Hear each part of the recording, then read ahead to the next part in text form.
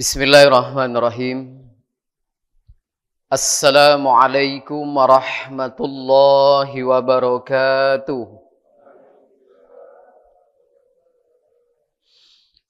Alhamdulillahi rabbil alamin.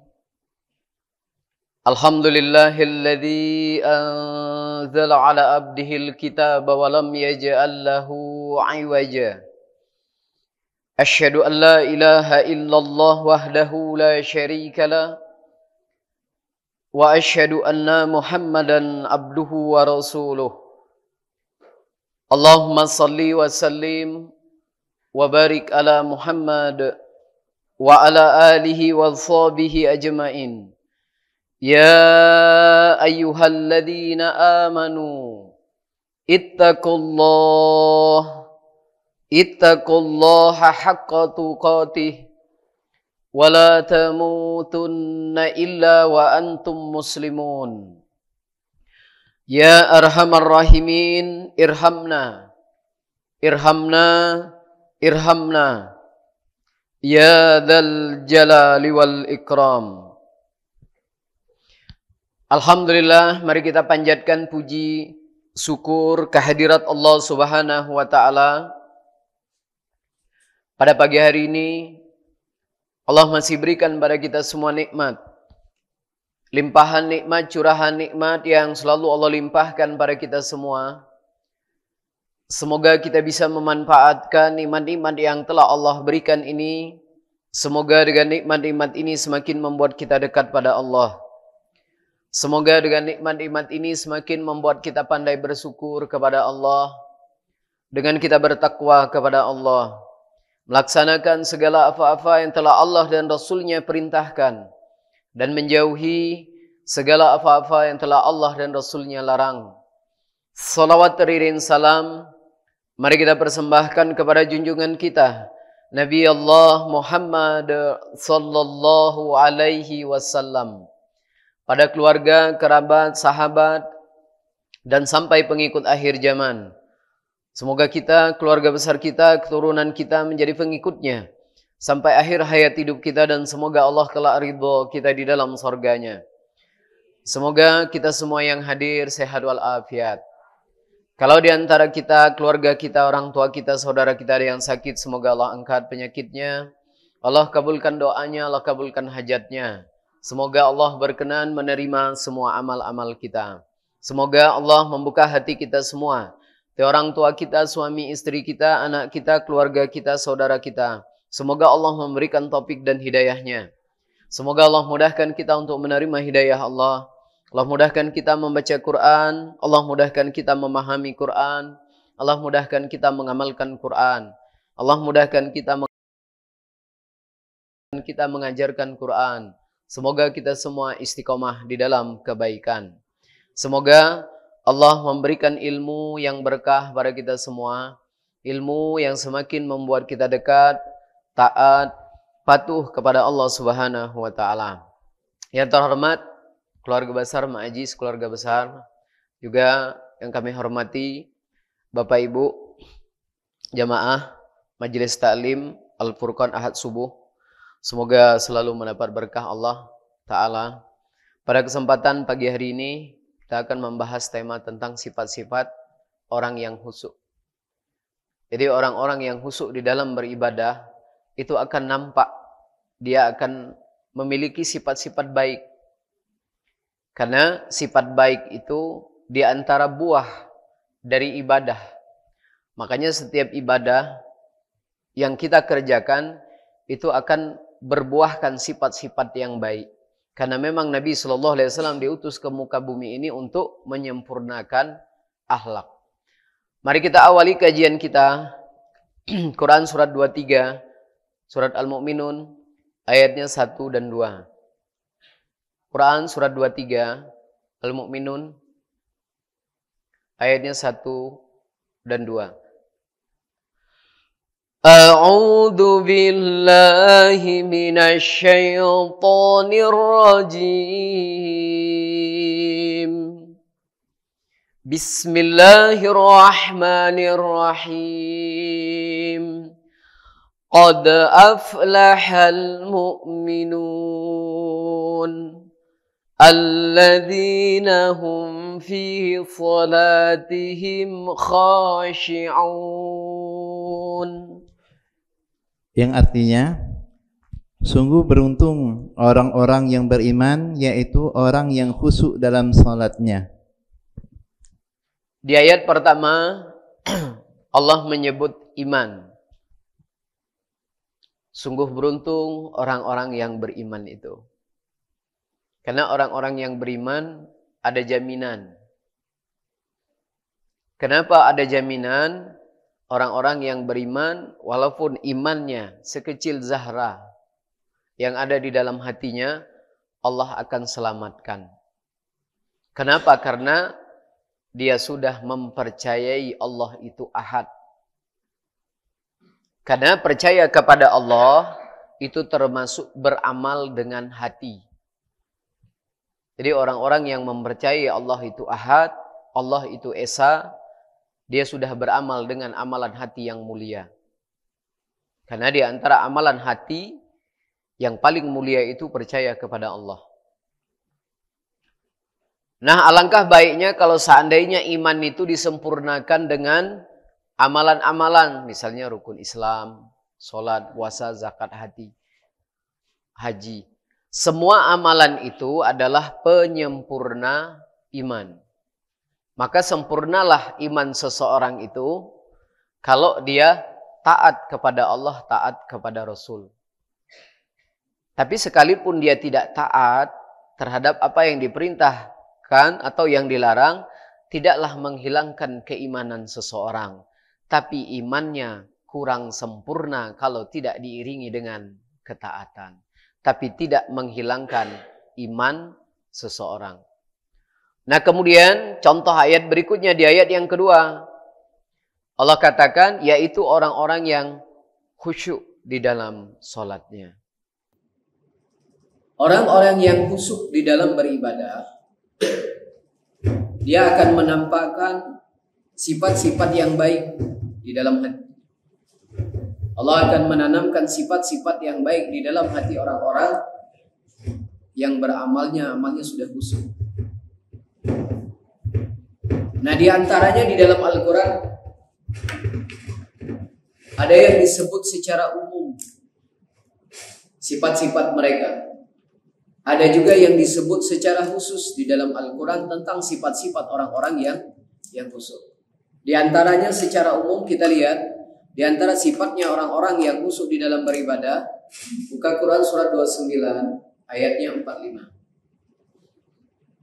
Di antara gambaran sifat mereka secara umum. Quran surat 29 ayatnya 45.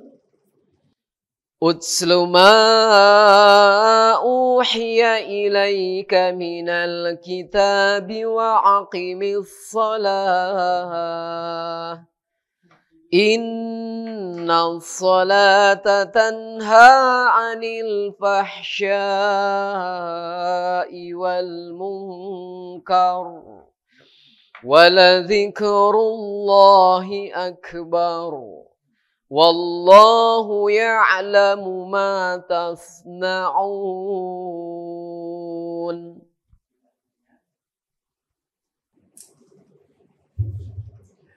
Baca kitab Al-Quran yang telah diwahyukan kepadamu Muhammad dan laksanakanlah sholat. Sesungguhnya sholat itu mencegah dari perbuatan keji dan munkar. Dan ketahuilah, mengingat Allah, sholat itu lebih besar keutamaannya dari ibadah yang lain. Allah mengetahui apa yang kamu kerjakan. Ya, ini sebut secara umum. Di dalam ayat ini Allah menyebut secara umum sifat-sifat orang-orang yang ibadah. Di awal ayat ini Allah katakan, bacalah kitab Al-Quran yang diwahyukan kepadamu, kemudian laksanakanlah sholat. Sesungguhnya sholat itu mencegah dari perbuatan keji dan mungkar. Ini diantara sifat mereka secara umum. Harusnya orang-orang yang beribadah itu mempunyai sifat-sifat baik. Apalagi kalau misalnya dia udah sholat sunnah, tambah sholat sunnah yang lain. Apalagi kalau udah ditambah ibadah-ibadah yang lain. Karena memang di dalam Al-Quran, di antara tanda amal orang diterima itu dia mempunyai sifat-sifat baik. Artinya semakin banyak ibadah yang dia kerjakan, semakin diterima oleh Allah, maka semakin banyak dia mempunyai sifat-sifat yang baik. Di antaranya, gambarannya di dalam ayat ini, sholat itu mencegah dari perbuatan keji dan munkar. Makanya kalau bahasa lainnya di dalam Al-Quran di surat 70, sesungguhnya sholat itu membuang sifat-sifat buruk. Dengan sholat itu membuang sifat-sifat buruk. Harusnya orang-orang yang khusyuk di dalam beribadah, maka mulai hilanglah sifat-sifat buruknya, maka akan tumbuhlah sifat-sifat baiknya. Di dalam ayat ini ada dua secara umum yang Allah sebut, keji dan munkar. Kemudian yang kedua, dan ketahuilah mengingat Allah, sholat itu lebih besar keutamaannya daripada ibadah-ibadah yang lain. Orang-orang yang khusyuk di dalam beribadahnya, dia memelihara sholat, dia menjaga sholatnya. Makanya di dalam Al-Quran di surat Al-Baqarah, sesungguhnya sholat itu sungguh berat, sangat berat, kecuali bagi orang-orang yang khusyuk. Tergambar orang-orang yang khusyuk di dalam beribadahnya, dia terlepas dari perbuatan keji dan munkar. Dan selanjutnya mereka memelihara sholatnya. Ini secara umum gambarannya. Belum lagi janji Allah di surah yang lain, bahwasanya Allah akan menanamkan sifat-sifat baik kepada orang-orang yang berbuat baik. Orang yang beriman yang mengerjakan kebaikan, Allah akan tanamkan sifat-sifat baik. Artinya akan semakin bertambah sifat-sifat baiknya. Selain memang ibadah itu mendatangkan sifat baik, membuang sifat buruk, dan Allah akan menanamkan sifat-sifat baik. Coba lihat secara umum lagi, Quran surat 19,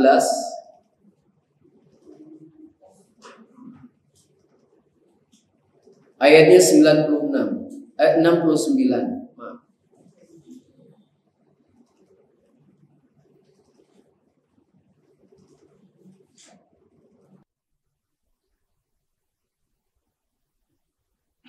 19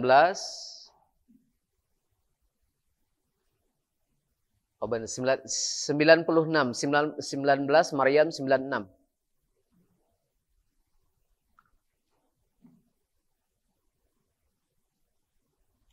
Maryam 96 ayatnya. Innal ladzina amanu wa 'amilus solihati sayaj'alu lahumur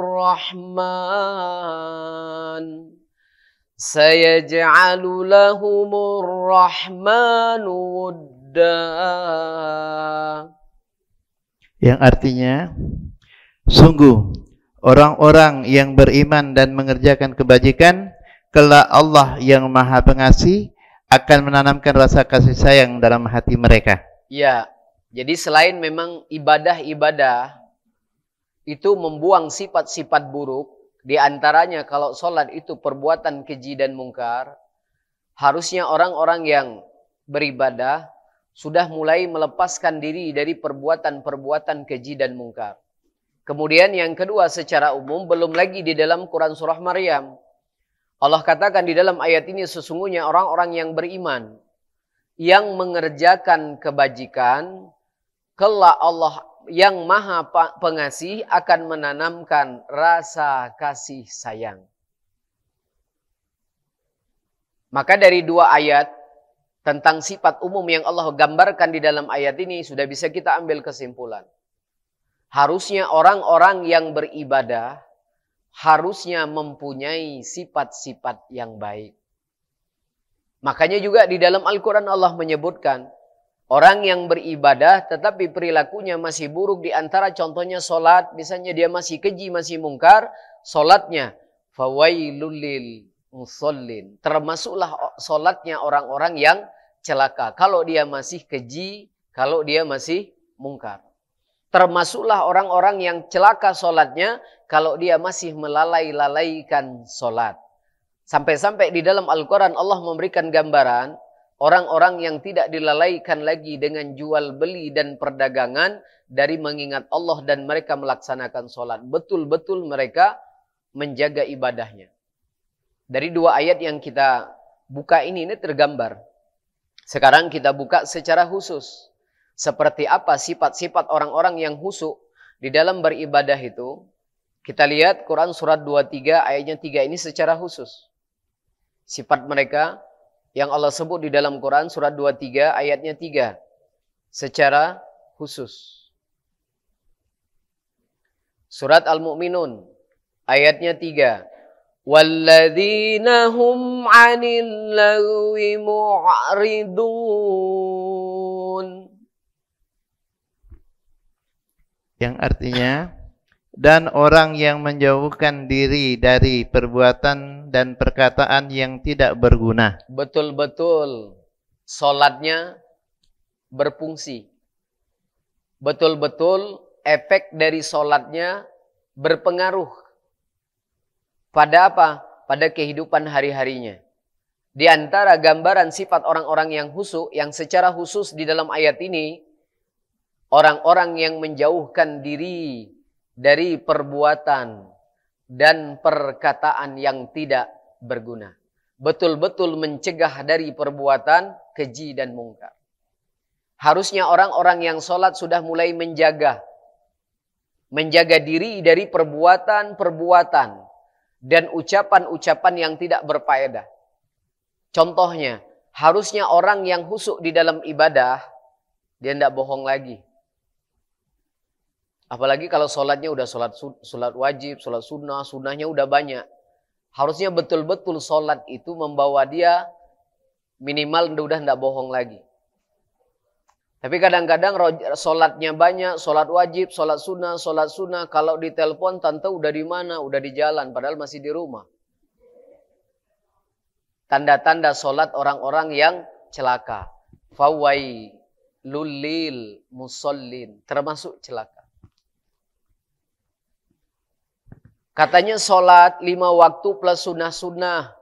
Tapi perbuatannya tidak menjauhi perbuatan-perbuatan yang tidak berfaedah. Masih senang nyanyi di organ tunggal. Masih senang joget-joget.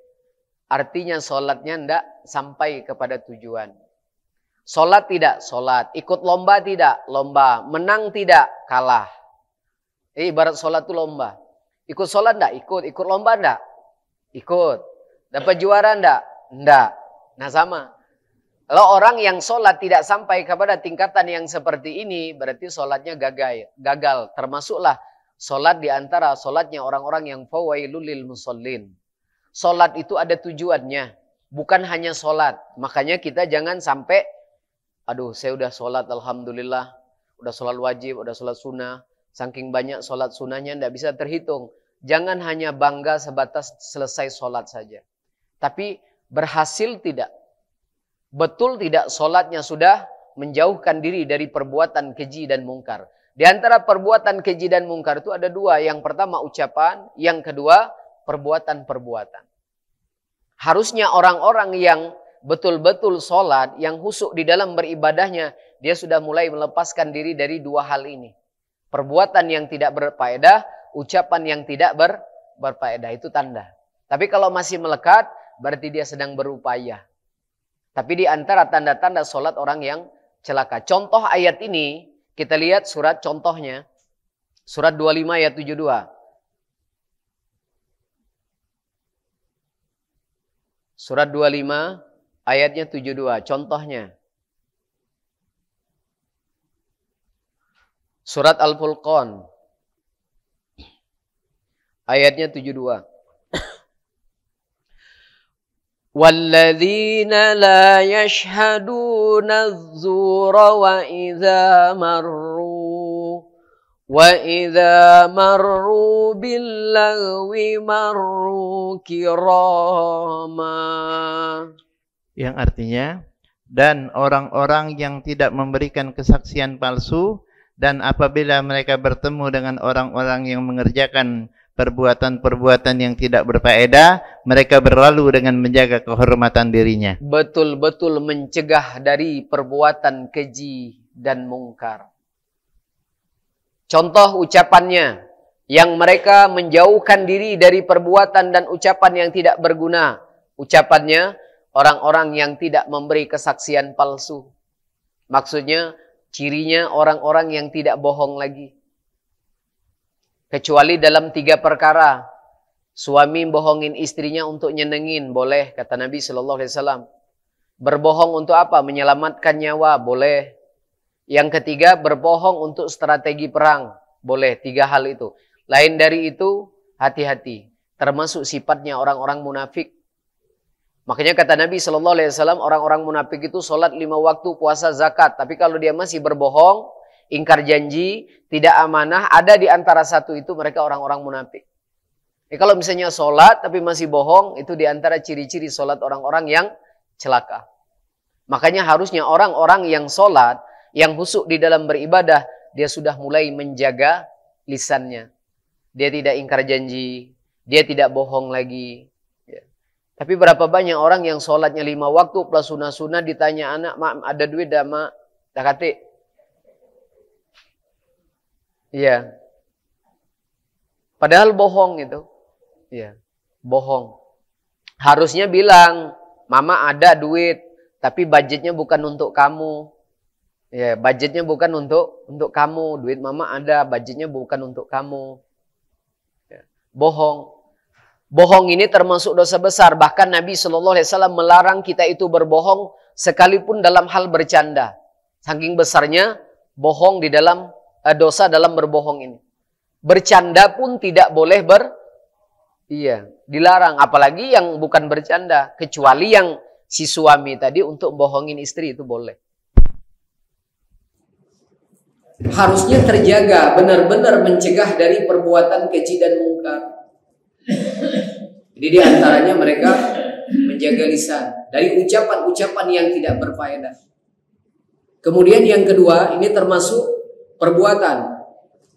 Dan apabila mereka bertemu dan apabila mereka diajak untuk kepada perbuatan-perbuatan yang tidak berfaedah, lihat ciri mereka.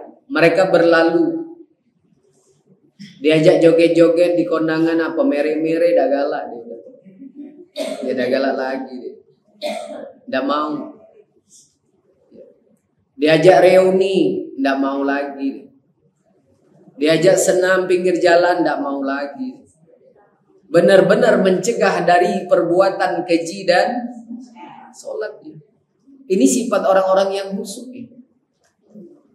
Makanya yang pertama Allah sebut sifat orang yang khusyuk itu menjauhkan diri dari perbuatan keji dan mungkar. Makanya para salaf terdahulu mengartikan takwa itu sendiri orang yang berhati-hati. Jadi orang kalau kita tidak mau berhati-hati maka tidak akan pernah sampai kepada derajat takwa.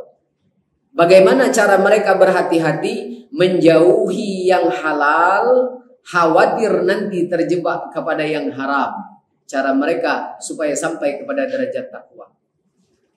Menjauhi yang halal, khawatir terjerumus kepada yang haram. Contohnya, ngumpul-ngumpul dengan tetangga boleh? Boleh. Halal, halal. Dihindari, khawatir nanti kalau saat berkumpul ngomongin orang. Itu namanya menjauhi yang halal, khawatir terjerumus kepada yang haram. Contoh. Nah ini diantara sifat orang-orang yang khusyuk. Kita lihat lagi contoh berikutnya. Yang berkaitan dengan ucapan dan perbuatan yang tidak berguna. Contoh berikutnya surat 6. Ayatnya 152.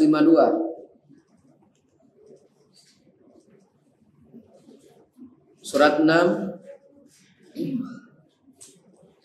Ayatnya 152. Wala taqrabu malal yatimi illa billati hiya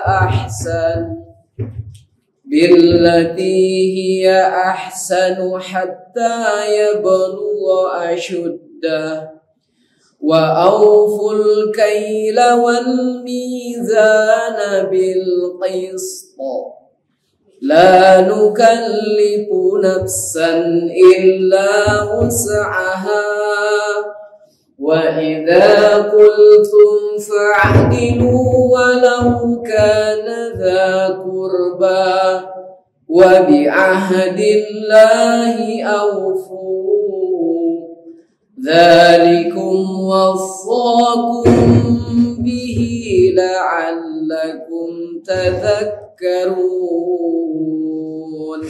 Yang artinya, dan janganlah kamu mendekati harta anak yatim kecuali dengan cara yang lebih bermanfaat sampai dia mencapai usia dewasa, dan sempurnakanlah takaran dan timbangan dengan adil. Kami tidak membebani seseorang melainkan menurut kesanggupannya. Apabila kamu berbicara, bicaralah sejujurnya, sekalipun dia kerabatmu, dan penuhilah janji Allah. Demikianlah dia memerintahkan kepadamu agar kamu ingat. Ya, ini diantara contoh ucapan dan perbuatan. Dan janganlah kamu mendekati harta anak yatim. Siapa anak yatim itu? Anak yang ditinggal wafat ayahnya disebut anak yatim. Siapa yang suka makan harta anak yatim? Ibunya sendiri. Ya, emaknya sendiri yang suka ngambil harta anak. Padahal kalau di dalam Al-Quran, harta anak yatim, harta yang peninggalan bapaknya itu harus diserahkan pada saat dia sudah dewasa. Tapi kadang-kadang sebelum dewasa udah habis. Ya, padahal udah dibagi. Istri itu kalau ada anak laki, anak perempuan, jatahnya seberapa? 1/8. Jatahnya. Jadi dikasih jatah, tapi masih diembat juga punya anak. Kenapa kata Allah? Kenapa alasannya anak laki-laki lebih banyak daripada anak perempuan? Karena anak laki-laki nanti harus memberikan apa? Nafkah, memberikan mas kawin, tapi belum nikah udah habis hartanya. Jadi yang dimaksud makan harta anak yatim itu bukan makan harta anak panti asuhan, itu juga bukan. Tapi bisa jadi ibunya. Apalagi kita di masyarakat kita di Indonesia, karena pengetahuannya belum sampai, kalau suami meninggal udah hak istri semua hartanya. Padahal bukan, hak istri itu hanya 1/8 dari harta peninggalan suami. Sisanya siapa? Ya bapaknya suami, ibunya suami kalau masih hidup. Nah itu termasuk harta anak yatim itu. Jadi hati-hati mengelola harta peninggalan orang tua anak. Ya, karena yang dititipin itu biasanya ibu. Jadi jangan sampai habis begitu saja. Maka dalam Al-Quran itu diatur caranya bagaimana harta peninggalan orang tuanya itu tidak habis. Ini termasuk perbuatan yang dilarang. Kemudian kecuali dengan cara yang bermanfaat sampai dia usia dewasa. Makanya batasan panggilan anak yatim itu dewasa. Jadi kalau sudah dewasa tidak lagi disebut sebagai anak yatim batasnya. Tapi itu gelar yatimnya saja yang hilang sudah dewasa. Hak-haknya hilang tidak? Tidak. Kalau memang dia berhak mendapatkan zakat ya kasih. Kalau memang dia berhak untuk mendapatkan infak ya tetap dikasih. Yang hilang itu gelar yatimnya saja. Haknya tetap samalah kayak ibu bapak di sini. Kan udah tidak ada bapak lagi. Kan tidak disebut anak yatim. Tidak. Tapi kalau berhak dapat zakat ya dikasih. Ya tetap haknya tidak, cuma gelarnya saja. Kemudian yang kedua termasuk perbuatan. Dan sempurnakanlah takaran dan timbangan itu dengan adil. Jadi menakar hak-hak orang lain termasuk timbangan ya, untuk menakar berat kemudian. Atau kita memberikan hak-hak kepada anak ya, itu harus secara adil. Jangan sampai kita tidak adil. Memberikan perhatian, kasih sayang, kita harus adil. Jangan menjadi orang-orang yang tidak adil. Kemudian selanjutnya, dan Allah tidak membebani seseorang pun melainkan kesanggupannya. Berkaitan dengan ucapan, maka apabila kamu berbicara, berbicaralah sejujurnya. Kecuali yang 3 hal tadi. Strategi perang, menyelamatkan atau mendamaikan orang. Yang ketiga, Seorang suami mau nyenengin istrinya. Berkatalah sejujurnya sekalipun itu adalah keluargamu sendiri. Ini di antara ciri-ciri mereka. Jadi lisan mereka terjaga dari hal-hal yang tidak berfaedah. Apalagi kalau itu termasuk dosa besar. Ghibah misalnya, adu domba, fitnah. Makanya di zaman Nabi SAW ada orang yang ahli dalam beribadah. Tapi tetangganya melaporkan kepada Nabi SAW, ya Rasulullah, si fulan itu ahli dalam beribadah, tapi kami tidak aman dari lisannya. Apa kata Nabi SAW? Dia ahli neraka. Dia ahli neraka. Kenapa? Karena lisannya walaupun ahli ibadah. Makanya Nabi SAW memberikan gambaran orang yang ahli ibadah ini dia akan menjadi orang-orang yang bangkrut pada saat datangnya dia di hari kiamat nanti. Dia bawa seluruh amalnya sebesar gunung. Banyak, semua amalnya dibawa. Tapi habis amalnya tadi. Kenapa? Karena dia pernah ngambil hak orang lain. Ngambil uang suami, disuruh ngambil 500, ngambil 1 juta. Habis nanti amal soleh. Apalagi menyakiti orang lain dengan lisannya. Dipotong lagi, diambil haknya. Sehingga habislah amalnya, yang tinggal apa? Dosanya. Kalau seandainya masih ada hak-hak orang lain yang belum dikembalikan, maka dia akan diberikan dosa orang lain yang pernah dizolimnya selama di dunia. Nauzubillah min zalik. Ini bukti kalau sholat itu tidak mencegah dari perbuatan keji dan mungkar, itu akan membuat orang itu menjadi orang yang bangkrut.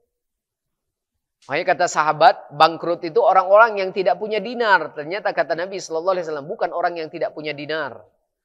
Tapi orang-orang yang kehabisan amal solehnya. Kenapa? Karena dia beramal tapi masih melakukan apa yang dilarang. Ini contoh kedua. Bahkan orang-orang yang khusyuk di dalam ibadah itu betul-betul dia menjaga. Menjaga dirinya. Bahkan yang tadi di Quran surat Al-Furqan, mereka menjauhkan diri. Mereka menjaga dirinya. Orang-orang yang tidak bergabung dengan orang-orang yang bermaksiat. Tidak duduk bersama dengan orang-orang yang fasik. Betul-betul menjaga diri dari hal-hal yang seperti itu. Coba lihat Quran surat An-Nisa ayatnya 140. Surat 4.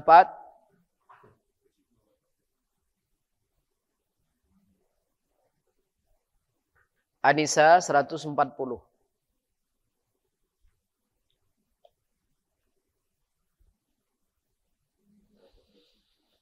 Surat An-Nisa ayatnya 140.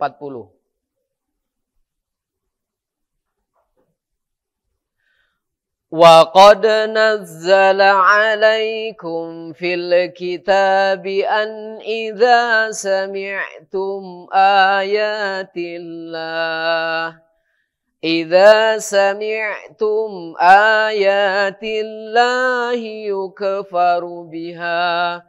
yukfaru biha wa yustahza'u biha fala taq'udu ma'ahum hatta yakhudu fi hadisin ghairihi innakum idzam mithluhum innallaha jami'ul munafiqina wal kafirina fi jahannam jami'a. Yang artinya, dan sungguh Allah telah menurunkan ketentuan bagimu di dalam kitab Al-Quran, bahwa apabila kamu mendengar ayat-ayat Allah diingkari dan diperolok-olokkan oleh orang-orang kafir, maka janganlah kamu duduk bersama mereka sebelum mereka memasuki pembicaraan yang lain. Karena kalau tetap duduk dengan mereka, tentulah kamu serupa dengan mereka. Sungguh Allah akan mengumpulkan semua orang munafik dan orang kafir di neraka jahanam. Mereka betul-betul menjaga diri dari perbuatan dan ucapan yang tidak berguna. Makanya sering kita dengar di masyarakat, kalau ada orang yang rajin ibadah misalnya, taat dalam beribadah, tapi dia tidak baik dengan tetangga. Apa ada yang bilang? Percuma sholatnya. Benar itu. Benar. Karena memang ada ayatnya. Harusnya orang yang ibadah, taat, itu dia harusnya punya sifat baik. Ibadahnya bagus. Tapi dengan saudara tidak baik, dia bilang apa? Percuma sholat. Nah, kan? Haji bolak-balik, udah berapa kali. Ya. Tapi tidak baik sikapnya, percuma Pak Haji. Nah, dibilang kayak itu. Kenapa? Karena tidak menunjukkan. Makanya harusnya sifat orang-orang yang beribadah, ya, betul-betul menunjukkan sifat-sifat yang baik. Ini masih berkaitan dengan ucapan dan perbuatan yang tidak berfaedah. Mereka jauhin. Di dalam ayat ini Allah katakan, dan Allah telah menurunkan ketentuan bagimu di dalam Quran. Bahwa apabila kamu mendengar ayat-ayat Allah diingkari oleh orang kafir atau diingkari oleh orang Islam itu sendiri. Waktunya sholat dia tidak sholat. Waktunya puasa dia tidak puasa. Atau sebaliknya larangan dikerjakan. Kata Allah jangan duduk-duduk dengan mereka. Duduk saja dengan mereka enggak. Makanya mereka tadi berlalu menjaga kehormatan. Tidak duduk di sini bukan berarti kita musuh, bukan. Jangan duduk-duduk dengan mereka. Kenapa? Karena Nabi SAW memberikan gambaran teman yang baik sama teman yang buruk itu seperti apa? Penjual minyak wangi dengan pandai besi. Kalau yang kita duduk bersama dengan orang-orang yang baik, itu seperti penjual minyak wangi. Kita akan keikut wangi, kita akan terbawa kebaikannya. Tapi sebaliknya, saat kita duduk dengan orang-orang yang fasik, ya, yang larangan dikerjakan, maka serupa dengan duduknya dengan pembuat besi, pandai besi. Kita akan terbawa aromanya, keadaan orang-orang yang membuat seperti itu. Bahkan kadang-kadang kena percikan api itu. Nah makanya teman itu melambangkan diri kita. Teman besti itu melambangkan diri kita, agama kita. Yang suka besti-bestian itu kan. Itu lambangnya. Kalau dia cocok dengan orang yang suka ngerumpi, berarti ibu itu ya suka ngerumpi berarti. Kenapa tidak akan pernah sama? Wa kul ja'al haqqa wa jahaqal batil. Tidak akan pernah sama yang baik dengan yang buruk itu. Tidak akan pernah satu tujuan. Makanya Allah katakan di dalam ayat ini, apabila kamu mendengar ayat-ayat Allah diingkari oleh orang kafir atau orang-orang Islam itu sendiri, jangan duduk-duduk dengan mereka. Yang ngelarang Allah. Kata Allah, kalau kamu tetap duduk bersama mereka, berarti kamu itu sama dengan mereka. Iya. Tidak ada bedanya, sama. Walaupun katanya ibadah. Tidak ada bedanya. Makanya Allah katakan, Allah akan masukkan mereka orang-orang munafik dengan orang-orang kafir itu sama-sama di neraka jahanam. Cuma tingkatannya saja yang berbeda. Orang kafir di atasnya, orang munafik di bawahnya. Orang munafik, orang Islam itu paling bawahnya neraka jahanam. Disebut orang munafik. Nah betul-betul mereka menghindari, menjauhi perbuatan dan ucapan yang tidak berguna. Kalau kita udah sholat, tunjukkan kita punya sifat ini. Menjaga lisan, menjauhi ucapan, bukan berarti tidak boleh ngomong. Menjauhi omongan yang tidak berfaedah, menjauhi perbuatan-perbuatan yang tidak berfaedah. Itu diantara sifat-sifat orang yang khusyuk di dalam ibadah. Nah harusnya kita punya sifat ini. Karena sudah berapa banyak ibadah-ibadah yang kita kerjakan. Sifat yang kedua, kita lihat. Sifat yang kedua, ini selesai, termasuk ucapan dan perbuatan. Kita masuk ke sifat yang kedua secara khusus. Kita buka Quran surat 23. Surat 23 ayatnya 4. Surat 23 ayatnya 4. Sifat selanjutnya yang dimiliki oleh orang-orang yang khusyuk di dalam beribadah. Walladzina hum lizzakati fa'ilun. Yang artinya dan orang yang menunaikan zakat. Ini sifat. Jadi yang selanjutnya ini adalah orang-orang yang menunaikan zakat. Jadi kalau kita tidak buka ayat tentang zakat, maka tidak tergambarlah sifat mereka.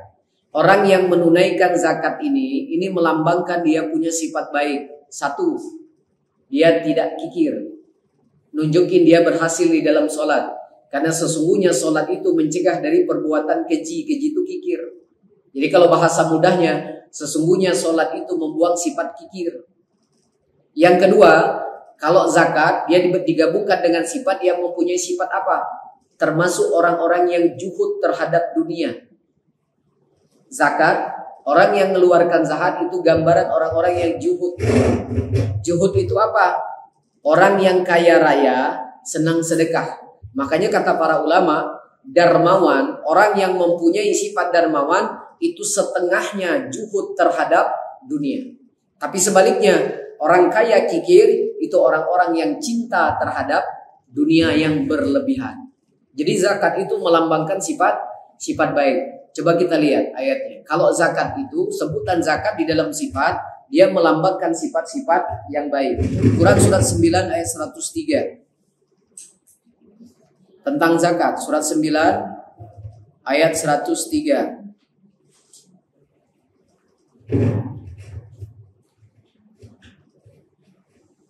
Quran surat 9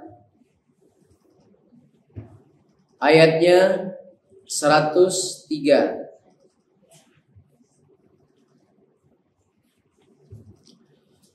Khudz min amwalihim sadaqatan tutahhirukum wa tuzakkihim biha wa salli alaihim inna salata sakanun lahum wallahu sami'un alim. Yang artinya, ambillah zakat dari harta mereka guna membersihkan dan mensucikan mereka, dan berdoalah untuk mereka. Sesungguhnya doamu itu menumbuhkan ketenteraman jiwa bagi mereka. Allah Maha mendengar, Maha mengetahui. Ini yang zakat. Ayat tentang zakat. Mereka menunaikan zakat. Kita lihat, zakat itu melambangkan sifat baik. Di kata membersihkan, itu ada angka kecil. Penjelasan maksud membersihkan. Membersihkan, yaitu zakat membersihkan mereka dari kepikiran dan cinta yang berlebih-lebihan terhadap harta. Juhud terhadap dunia. Sifat baik.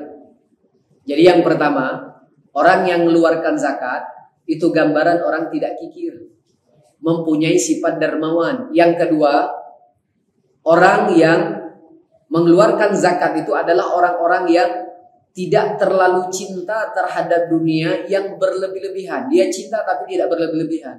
Itu disebut apa? Juhud. Makanya sifat dermawan yang dimiliki seseorang itu melambangkan dia juhud terhadap dunia. Separuh kata para ulama. Jadi orang juhud terhadap dunia itu orang kaya. Orang kaya banyak harta tapi senang sedekah. Nah itu disebut juhud. Karena di masyarakat kita ini mengartikan juhud, katanya orang miskin, tidak ada pekerjaan, pakai bajunya compang-camping. Itu juhud. Itu bukan juhud, itu pemalas. Juhud itu orang kaya. Kalau miskin bagaimana mungkin dia mengeluarin zakat mal? Sedangkan orang juhud itu paling tidak dia udah ngeluarin zakat mal. Dan dia senang sedekah, punya sifat dermawan. Jadi isi zakat itu sendiri, makanya sifat orang yang khusyuk di dalam sholat, mereka mengeluarkan zakat, membersihkan dari sifat kikir, sedangkan sholat juga membuang sifat kikir. Makanya senangnya orang kepada sedekah atau sifat dermawan itu melambangkan sholatnya berhasil. Yang kedua, ada sifat lagi. Yang kedua, menyucikan. Ada angka kecil lagi, yaitu zakat menyuburkan sifat-sifat kebaikan dalam hati. Zakat menyuburkan sifat-sifat kebaikan dalam hati mereka dan memperkembangkan harta mereka. Ya, ini juga termasuk ada sifat baik. Kalau membersihkan tadi, membersihkan mereka sifat kekikiran dan mereka juhud terhadap dunia, cinta berlebihan terhadap dunia. Yang kedua, menyuburkan ya sifat-sifat baik di dalam hati mereka dengan zakat. Makanya sebenarnya semua ibadah itu dampak baiknya Pak akan mendatangkan sifat-sifat baik. Salat, hadiahnya sifat baik. Zakat hadiahnya sifat baik, puasa hadiahnya sifat baik. Makanya secara umum Allah sebut orang yang beriman yang berbuat kebajikan, Allah akan tanamkan sifat-sifat baik di dalam hatinya. Makanya akhlak yang paling baik, akhlak yang paling bagus itu yang dihasilkan dari ibadah. Karena memang ibadah itu menghasilkan akhlak yang baik. Jadi zakat itu lambang sifat baik.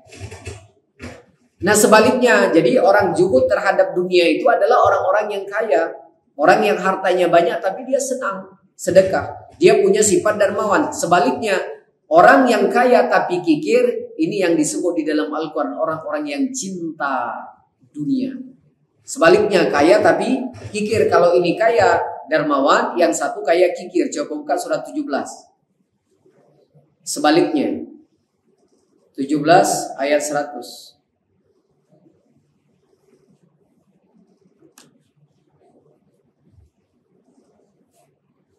Surat Al-Isra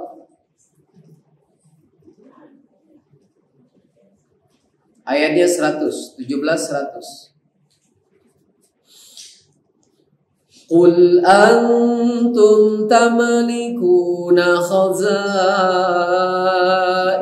rahmati Rabbi idzal la amsaktum khasyatal infaq wa kana al insanu qatura. Ya, artinya katakanlah Muhammad, sekiranya kamu menguasai perbendaharaan rahmat Tuhanmu, niscaya perbendaharaan itu kamu tahan karena takut membelanjakannya, dan manusia itu memang sangat kikir. Iya, sifat asli manusia itu makanya berhasil. Sesungguhnya sholat itu mencegah dari perbuatan keji dan mungkar. Keji itu diantaranya kikir. Jadi bahasa mudahnya sholat itu membuang sifat buruk. Aslinya manusia itu sebenarnya kikir. Aslinya, orinya. Makanya kalau kita punya keluarga, punya teman, punya saudara kikir, itu jangan heran. Itu aslinya dia. Punya suami kikir, punya istri kikir, punya mertua kikir, jangan heran. Itu aslinya watak aslinya. Ada lagi yang dalam Quran surat 70, watak asli manusia itu suka berkeluh kesah. Asli itu.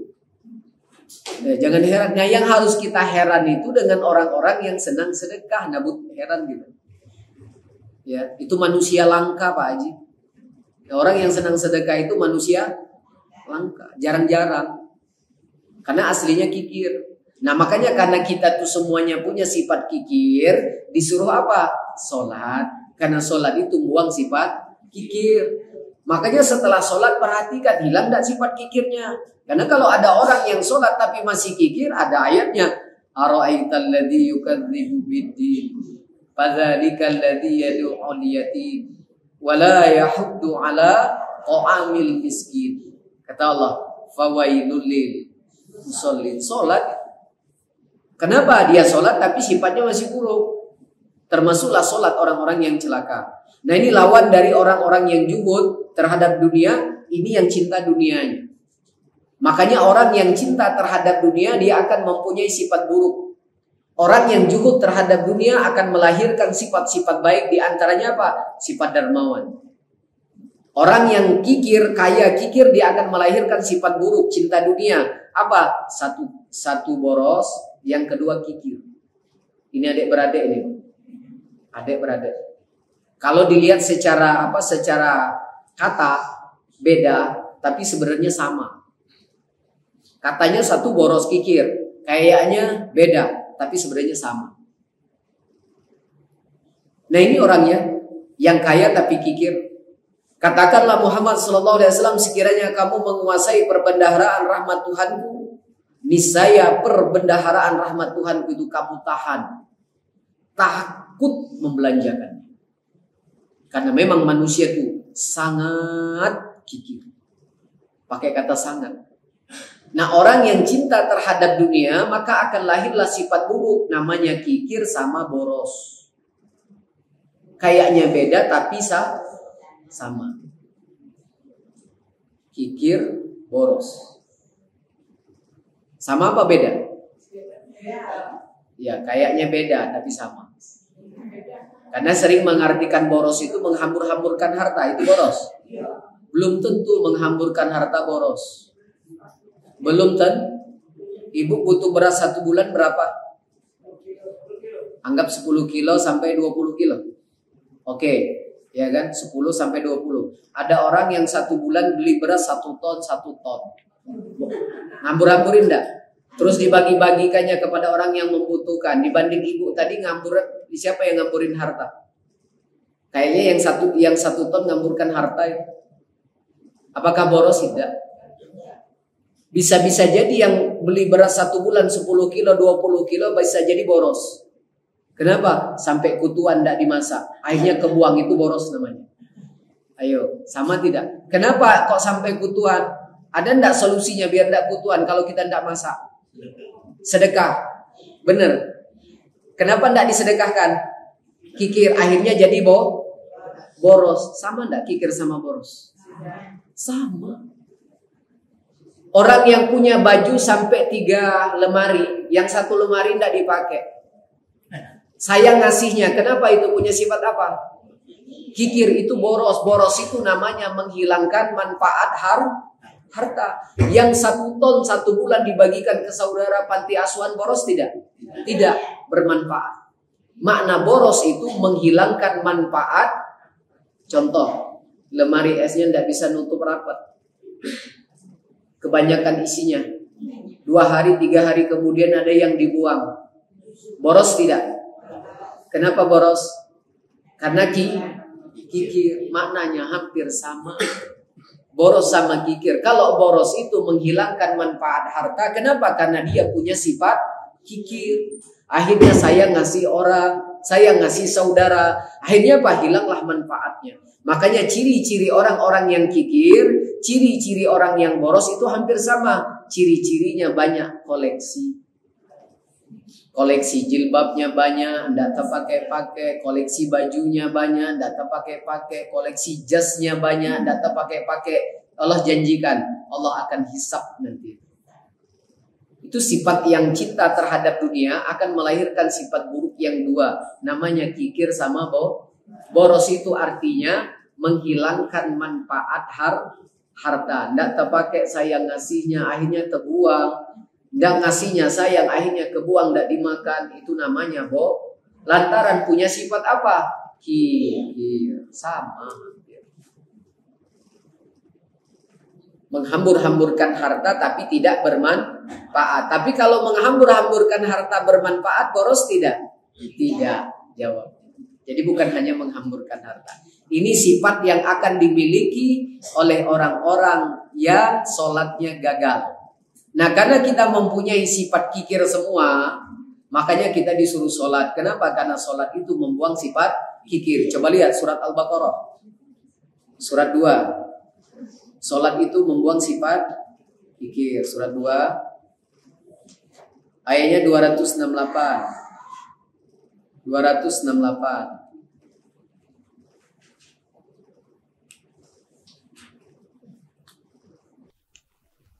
Surat 2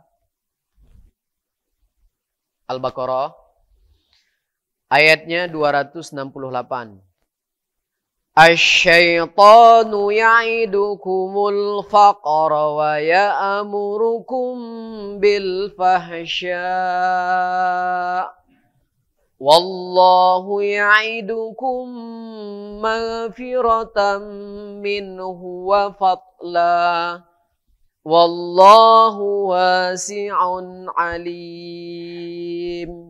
Yang artinya setan menjanjikan menakut-nakuti kemiskinan kepadamu dan menyuruh kamu berbuat keji atau kikir. Sedangkan Allah menjanjikan ampunan dan karunia-Nya kepadamu, dan Allah Maha Luas, Maha Mengetahui. Ada kata keji di situ? Ada. Dalam kurung sesungguhnya solat itu membuang sesungguhnya solat itu mencegah dari perbuatan keji tadi kikir. Kikir benar. Sesungguhnya solat itu membuang sifat Kikir.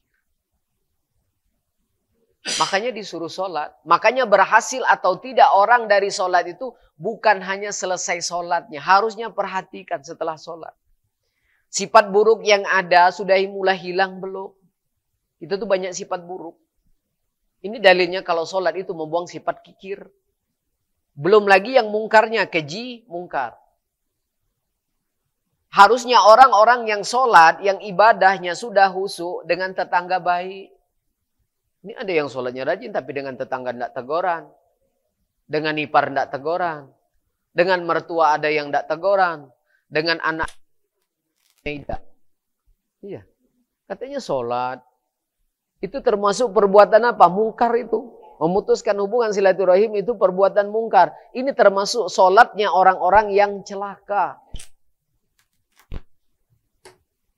Karena setiap kita mempunyai sifat-sifat kikir ini, dengan sholat itu harusnya hilanglah sifat itu. Makanya Allah sebut di dalam Al-Quran, kecuali bagi orang-orang yang sholat, dia tidak kikir. Kecuali orang yang sholat tidak akan pernah berkeluh kesah. Berhasil berarti sholatnya. Makanya sifat-sifat baik itu harusnya tertanam kepada orang-orang yang sudah ibadah. Ya walaupun sudah sholat 5 waktu harusnya tertanam sifat-sifat baik. Coba kita lihat, Allah kecualikan.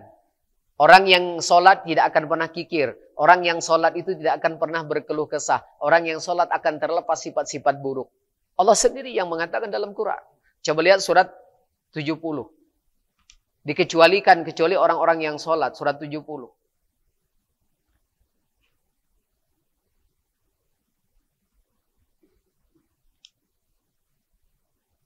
Ayatnya 19.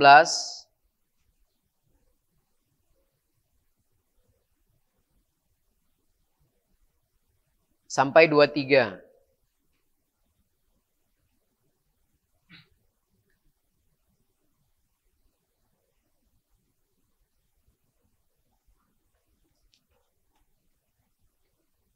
Surat 70 ayatnya 19 sampai 23.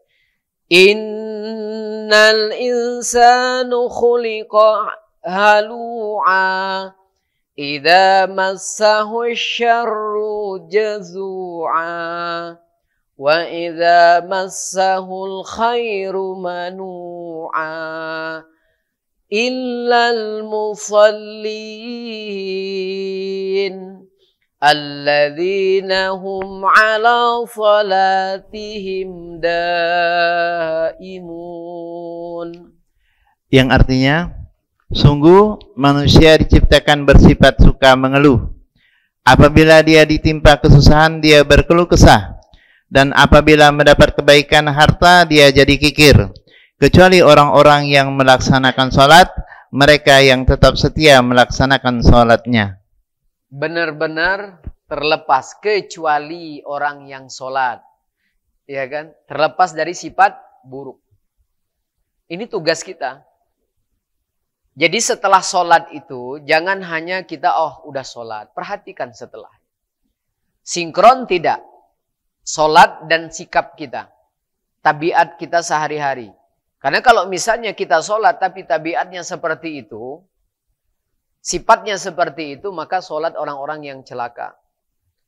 Di ayat 18, orang-orang yang mengumpulkan harta. Benda lalu menyimpannya. Ini di antara sifat-sifatnya. Sifat buruk yang dimiliki atau aslinya manusia.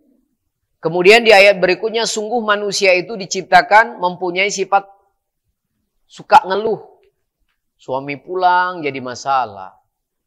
Ndak pulang, tambah jadi masalah itu. Kasih uang jadi masalah. Ndak kasih uang, jadi masalah lagi. Nah, jadi sifat manusia itu kayak itu. Hujan jadi masalah. Ndak hujan jadi masalah. Manusia kayak itu. Itu originalnya manusia kayak itu. Yang selanjutnya apalagi? Apabila dia ditimpa kesusahan. Ayo. Sampai media semuanya sibuk kalau dia susah. Instagramnya sibuk. WA-nya sibuk. Ya. Keluh kesah.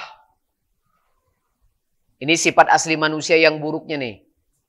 Kemudian yang selanjutnya Allah katakan, apabila dia mendapat kebaikan, harta, dia jadi kikir.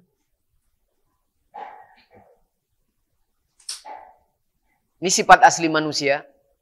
Nah, ada pengecualian di ayat berikutnya. Illa, kata Allah. Kecuali orang-orang yang melaksanakan sholat. Terlepas dari sifat buruk tadi, iya. Artinya orang-orang yang ibadahnya sudah khusyuk, dia harusnya mempunyai sifat-sifat baik. Paling tidak dia dermawan, senang sedekah. Kemudian di ayat berikutnya lagi, mereka yang setia melaksanakan sholat istiqomah. Allah jamin, orang yang benar-benar khusyuk di dalam ibadahnya, dia akan terlepas dari sifat-sifat buruk, maka yang tumbuh apa? Sifat-sifat kebaikan. Maka beruntunglah orang-orang yang dijaga dari sifat kekikiran. Itu ciri-ciri ibadah orang itu sudah khusyuk. Khusyuk orang itu ibadah. Jadi khusyuk itu bukan hanya dilihat dari sholatnya, setelahnya. Sholat orang itu baik bukan hanya di dalam sholatnya, tapi juga setelah sholatnya. Nentuin. Ada orang yang tidak diterima pada saat apa? Ngerjakan sholatnya. Di antaranya mereka tidak tumaninah. Yang kata Nabi SAW, ada umatku sholat selama 62 tahun, satu pun sholatnya tidak ada yang diterima. Tapi sholat. Di antara penyebabnya apa? Tidak tumaninah. Rukuknya tumaninah, itidalnya tidak, kecepatan. Belum berdiri sudah mengucapkan Rabbana walakal hamd. Padahal tubuhnya belum tegak lurus. Maka itu diantara sholat orang yang tidak diterima. Sujud sempurna, duduk di antara dua sujudnya tidak sempurna. Padahal duduk di antara dua sujud itu rukun. Belum duduknya sempurna, dia sudah mengucapkan Rabbirfir warham. Nah, itu termasuk sholat orang-orang yang tidak diterima. Penyebabnya ada orang yang tidak diterima sholat itu kenapa? Karena sholatnya dia tidak sesuai dengan tuntunan. Bisa jadi dia sholatnya oke, tapi pada saat selesai sholatnya membuat amalan orang itu tidak diterima. Celakanya orang-orang yang sholat itu orang-orang yang sholat tapi celaka. Penyebabnya itu banyak. Bisa jadi saat sholat ataupun setelah sholatnya. Maka menjaga sholat itu bukan hanya pada saat sholatnya, tapi kita juga menjaga ibadah itu setelah ibadah itu pun kita jaga dari hal yang bisa merusak, bahkan bisa menghapus amal-amal soleh kita. Banyak hal-hal yang bisa menghapus. Di antaranya adalah perbuatan-perbuatan dosa. Puasa itu bisa terhapus. Kenapa? Bohong, ya kan? Karena lisan. Makanya Nabi SAW memberikan gambaran, banyak dari umatku yang berpuasa hanya mendapatkan lapar dan haus saja. Itu di antaranya. Sama kayak sholat. Nah, maka orang yang berhasil itu harusnya mempunyai sifat baik. Sifat yang kedua, dermawan. Atau yang disebut bahasanya tadi apa? Juhud terhadap dunia. Tidak terlalu cinta berlebih-lebihan terhadap dunia. Sifat mereka punya sifat ini. Maka beruntung orang yang mempunyai sifat-sifat yang seperti ini. Coba lihat jaminan beruntungnya. Surat 64.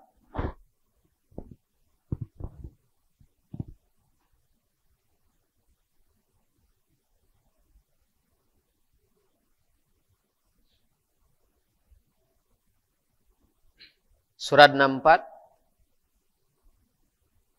Ayatnya 16, 17, 2 ayat.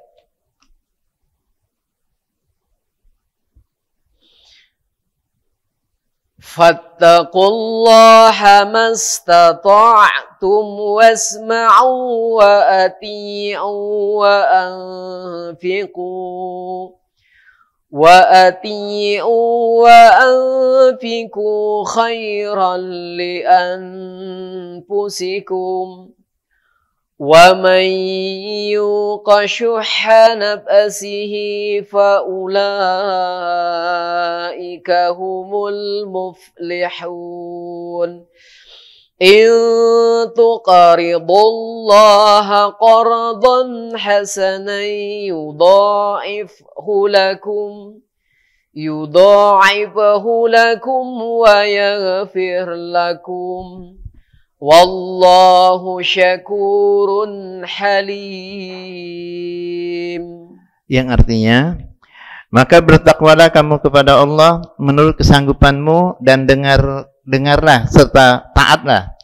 Dan infakkanlah harta yang baik untuk dirimu. Dan barang siapa dijaga dirinya dari kekikiran, mereka itulah orang-orang yang beruntung. Masya Allah. Jika kamu meminjamkan kepada Allah dengan pinjaman yang baik, niscaya Dia melipat gandakan balasan untukmu dan mengampuni kamu. Dan Allah Maha mensyukuri, Maha penyantun. Jaminan beruntung orang-orang yang dijaga dari sifat kekikiran. Salat, senang sedekah. Makanya di Quran di surat Al-Mu'minun, Allah akan angkat derajat orang-orang yang punya ibadah dua ini. Alladzina yuqimuna sholata wa mimma razaqnahum yunfikun. Ulaika humul mu'minuna haqqan. Lahum darajatun 'inda rabbihim wa maghfiratuh. Jaminannya, orang yang sholat tapi sholatnya seperti ini, kemudian dia sedekah, udah bisa mengangkat derajat dia di hadapan Allah.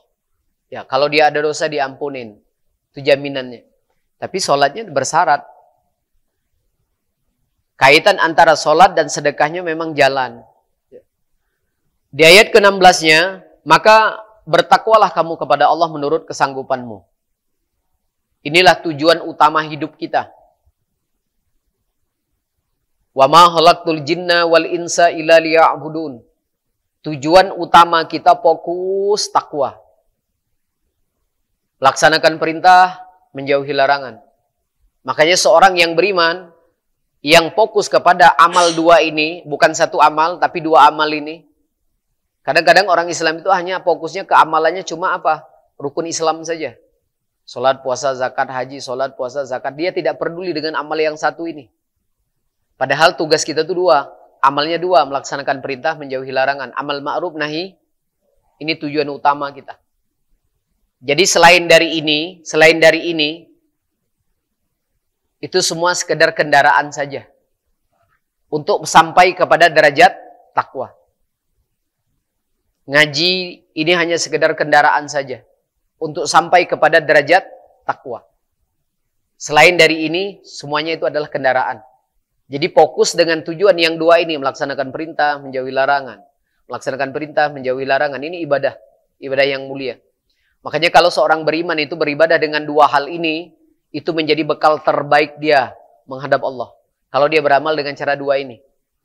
Kalau orang beriman, dia beramal dengan dua cara ini, maka itu terbaik amal dia. Amal terbaik. Kalau tadi bekal terbaik, itu amal terbaik dia menghadap Allah.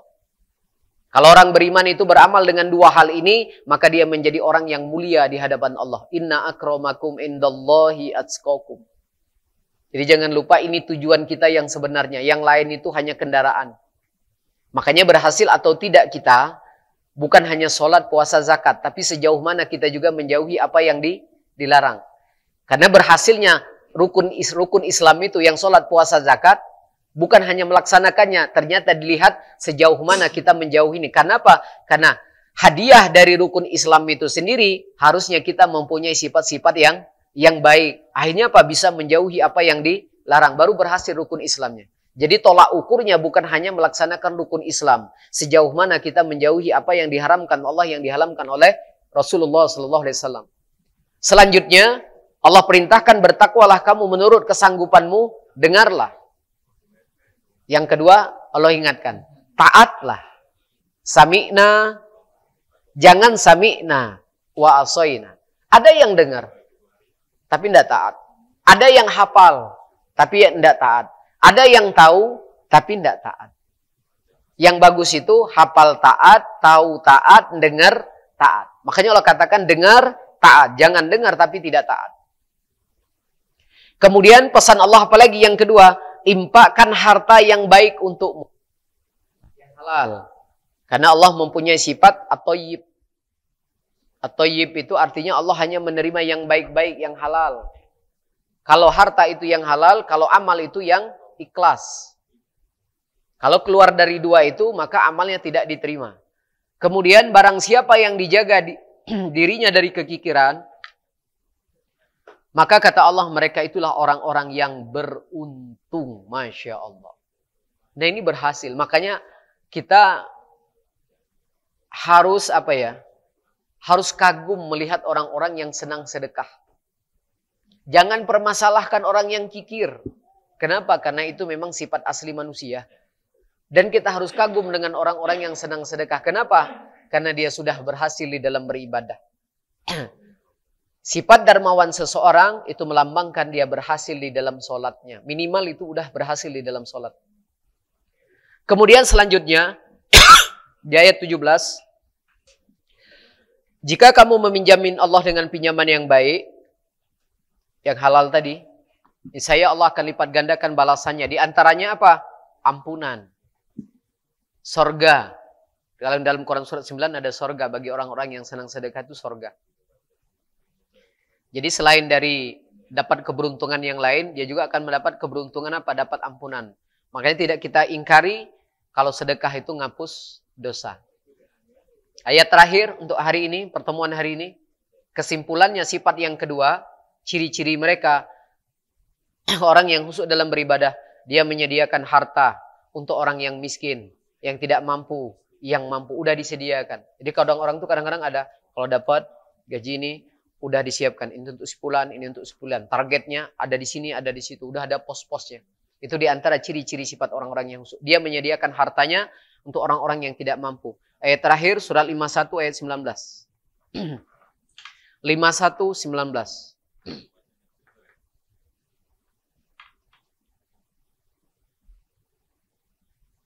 Surat 51. Ayatnya 19. Wa fi amwalihim haqqul lisaili wal mahrum. Yang artinya, dan pada harta benda mereka ada hak orang miskin yang meminta dan orang miskin yang tidak meminta. Masya Allah. Orang yang dijaga dari sifat kekikiran, mereka menyediakan harta-hartanya untuk orang-orang yang miskin meminta dan tidak meminta. Yang meminta garis bawahi, yang tidak menjadikan pekerja. Kalau pengemis itu ternyata dia menjadikan pengemis itu sebagai pekerjaannya, minta-minta memang pekerjaannya, hukumnya di dalam Islam haram. Yang menjadikan pengemis itu sebagai pekerjaannya, karena itu diharamkan dalam Islam. Orang yang menjadikan pengemis, peminta-minta itu sebagai pekerjaan, kata Nabi SAW, di padang mahsyar nanti dia tidak mempunyai daging wajahnya. Tidak ada daging. Yang galak minta sebagai pekerjaan. Termasuklah orang yang suka ngasihnya. Dia akan seperti itu. Menolong dalam kebaikan dapat pahala yang sama, tolong menolong dalam keburukan juga dapat dosa yang sama. Jadi sesuatu yang diharamkan di dalam Islam jangan ditolong, jangan disedekahin. Termasuklah yang pengemis menjadikan pengemis itu sebagai pekerjaan. Kapan minta dia lagi, minta beneran, jangan. Yang darurat baru boleh. Yang dia tidak menjadikan sebagai pengemis itu sebagai halal.